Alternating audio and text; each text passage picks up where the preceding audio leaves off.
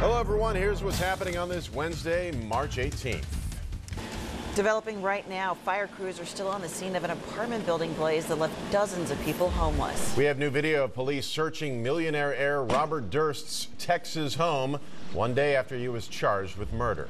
There was one guest missing from a 10-year-old's birthday. Details on the letter explaining why she could not attend. Good morning, everyone. It is 4:30 on this Wednesday. Let's get right to weather and traffic and David and Karen. The investigation is still going on into who intentionally set a fire in Montgomery County. It destroyed Wyncote Academy. Meanwhile, students will return to the classrooms today, but in a new building. Action News reporter Annie McCormick is live now in Melrose Park with the details. Good morning, Annie.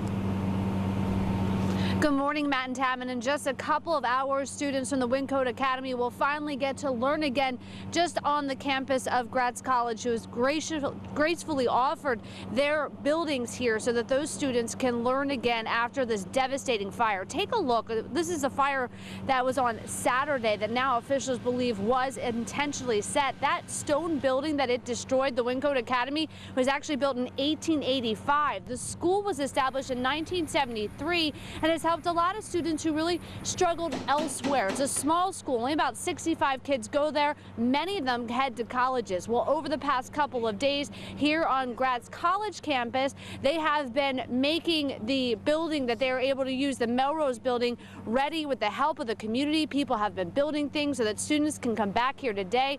Here is what the head of the school told us about how much help they've received. It's coming from all over.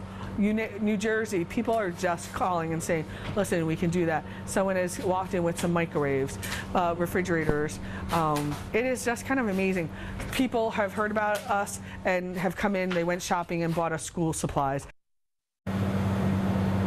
And you can see there that little sign on the campus of Gratz College welcoming the Wyncote Academy students. Again, they will start here in just a couple of hours. Now, as for the investigation into what happened at Wyncote Academy, we were told that today or tomorrow they're going to bring in heavy equipment to really get in there to figure out who set that blaze. For now, reporting live in Melrose Park, Annie McCormick, Channel 6 Action News. All right, Annie, thanks so much. We have an update now on another big fire in our area. This one at an apartment complex in northeast Philadelphia, and the action cam is looking live at what remains. You see crews are back on the scene here, putting out hot spots at the Rita Grace Manor Apartments on the 9100 block of Academy Road. The fire left 100 people without a place to live. Now, flames were shooting out of the complex yesterday afternoon. Officials say the fire started in a utility room in a basement. High winds helped fan the flames. Several residents had to be rescued from third-floor balconies. There's no words to describe it, to be honest with you. I really don't. Because it's been my home for 2 years. I would have thought by now that the fire would have been out. This is devastating. I mean, yeah, my kids are out, my family is out. That's a blessing. But your home is like part of your life. But I don't know what I'm going to do. 5 people were taken to the hospital for minor injuries. A shelter has been set up at Lincoln High School to help those displaced. An Air Force vet with ties to New Jersey is due in court this morning. Authorities say he was trying to join ISIS. Tayrod Pugh is set to be arraigned in Brooklyn. The feds say he was traveling from Egypt to Turkey in January in an attempt to cross the border into Syria and join the terrorist group. They say he converted to Islam in 1998 and became increasingly radicalized in his beliefs. Still, former neighbors say that they are shocked by these allegations. Here I am living next door to someone of that nature. It just totally floored me. I wouldn't call him a strict Muslim because he'd sit and have wine with us out on the porch, and you know, he, like I said, just seemed like a nice guy. Pugh lived in a former boarding home in Bridgeton as recently as last spring. He worked as an aircraft mechanic for a company in Millville. Following a breaking story here, Israeli Prime Minister Benjamin Netanyahu's ruling Likud party scored a resounding victory in the country's elections. With nearly all the votes counted, Likud appears to have earned 30 of the parliament's 120 seats. Doesn't seem like a lot, but that would be enough for Likud to form a coalition government with its religious allies and parties on the right. Netanyahu's main challenger, Isaac Herzog, conceded defeat overnight. The prime minister's return to power will likely spell trouble for Mideast peace efforts, at least in the short term. Happening today, a New Jersey man is expected in court on charges related to his daughter's death. Police say Jovan Thomas was high on marijuana when he neglected to feed or care for his 9-month-old daughter. Officers removed bags of evidence from the Trenton man's apartment last night. The infant died on Monday. Philadelphia police hope you can help them track down the man who stole from a Hunting Park church. Surveillance cameras captured the crime early last Thursday morning. The man slips in through a window at the Master Builder Church in West Ansbury and goes right for the cash register. After taking what he came for, the crook goes back out the way he came in. If you have any information, Philadelphia police would like to hear from you. Penn State has suspended a fraternity on its campus for 1 year. Members of Kappa Delta Rho are accused of using a private, invite-only Facebook page to post nude and partially nude pictures of women. In some cases, the victims seem to be asleep or passed out. Court documents indicate a former brother of KDR tipped off police. NFL player Devin Still has received some fabulous news about his young daughter's battle with cancer. This is 4-year-old Leah Still flexing with her dad. The Cincinnati Bengal and Penn State grad posted this picture to announce that Leah's latest round of tests show no disease in her body. The story of her fight against stage 4 cancer and her hashtag Leah Strong went viral last year. Still says a few more tests do have to be done to declare Leah officially cancer-free, but that the doctors are very optimistic. This is wonderful news. She's a fighter, isn't she? Yes, she It's a really great is. story. 4:38 now, and up next, the latest developments in the Robert Durst investigation. Police raided the real estate heir's home in Houston, Texas, one day after he was charged with first-degree murder. Be careful before you make your next dinner. Kraft has announced a major recall of its mac and cheese. We'll give you details of what's going on when we come back. Developing overnight, the FBI is sifting through evidence seized at the home of Robert Durst. This is new video of the raid in Houston, Texas yesterday. Federal agents and detectives with the LAPD carried out boxes from the upscale condo high-rise.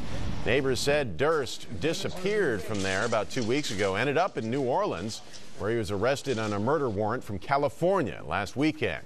The real estate heir is charged with killing Susan Berman in California 15 years ago.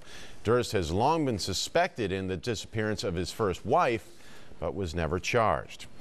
Police in Pineville, North Carolina are searching for a man who robbed a credit union disguised as, yes, Darth Vader. The robber had a mask, a chest plate, and gloves similar to those worn by the Star Wars character. But instead of a lightsaber, this Darth Vader was armed with a rifle. No one was injured in the heist. At the big board, of course, last night I made mac and cheese for dinner, but it wasn't Kraft, which was a good thing. And you might want to think twice about mac and cheese for dinner, too, if you tend to use Kraft. The company is calling back 242,000 boxes of the stuff. They say some of the boxes contain metal. Now, if you know you've got some Kraft mac and cheese in your cupboard, this is what you want to look for. Look for the use-by dates from September 18th through October 11th, and look for them to be marked with the code C2. The good news here, no injuries have been reported. New here on Action News is South Florida high school teachers in hot water after being accused of calling a student an ethnic slur. Maria Valdez will be suspended without pay for 5 days. She's accused of calling a Muslim student a Taliban. The 14-year-old boy's father wanted Valdez fired or suspended for a year.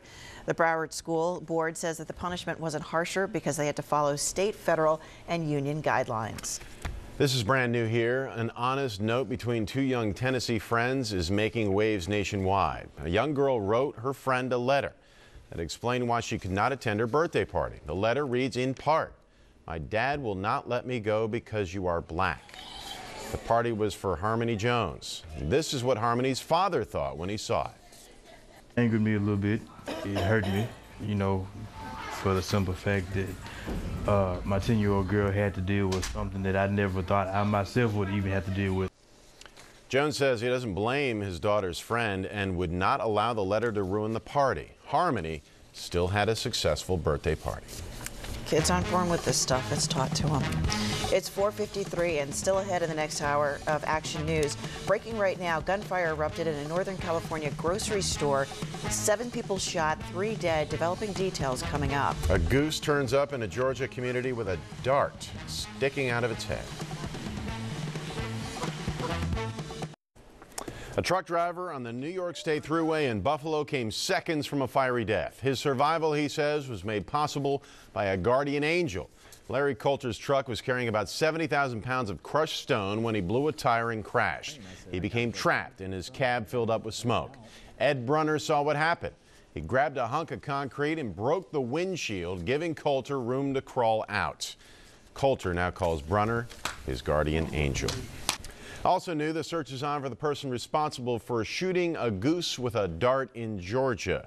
Video of the bird shows it sort of walking around, swimming and quacking without any obvious issues outside of the sharp yellow pin seen in the center of its head. A woman from Sandy Springs, a suburb of Atlanta, discovered the goose Tuesday afternoon. The Wildlife Center is now treating the bird. Breaking news this morning, we've just learned that Donald Trump is one step closer to seeking the Republican nomination for president. Trump is expected to announce today that he's launching an exploratory committee. And to show that he's serious this time around, he will not renew his contract for his show, The Celebrity Apprentice. Trump is also scheduled to visit New Hampshire tomorrow. The state is home to the First in the Nation primary. And another honor on the way for actress Betty White. The 93-year-old will receive a Lifetime Achievement Award at this year's Daytime Emmys. White has 5 Emmy Awards and 21 nominations and a career that spans more than 6 decades. The Daytime Emmys will take place on April 26. 4:57, we have more news you didn't see last night. Crews in Mercer County battle smoke and flames to reach a person trapped in a fast-moving house fire. Facial hair has become a popular accessory for men, but hear why some scientists are calling them bacterial sponges. Action News. We'll be right back.